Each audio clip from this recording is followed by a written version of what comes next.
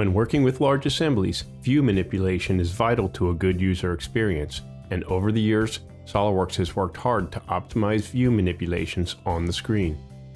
Detailing mode was introduced in SOLIDWORKS 2020 to allow users to open massive drawings in seconds, and for assemblies, the Enhanced Graphics Performance option was implemented to take advantage of high-end graphics cards by moving the graphics burden to the card.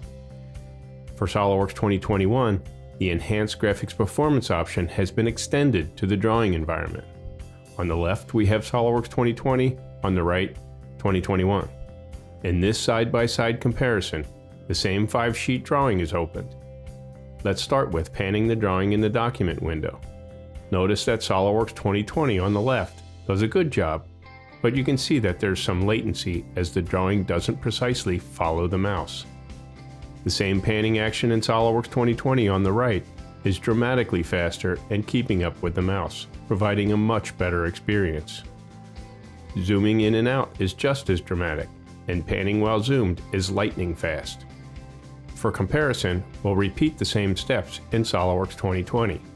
Again, notice the latency, which can sometimes be confusing as you can overshoot your zoom magnification due to the delay. Panning is better while zoomed in, but not as fast and precise as SOLIDWORKS 2021. Scroll bar pans show a similar graphics performance gain in SOLIDWORKS 2021. The second sheet of this drawing contains even more views of this 2400 part assembly, and the performance difference is even more pronounced. For years, the SOLIDWORKS development team has been working diligently to write code and partner with hardware vendors to continue to raise the bar for performance. With the Enhanced Graphics Performance option, paired with modern OpenGL 4.5 graphics cards, SOLIDWORKS 2021 is surely a validation of the hard work.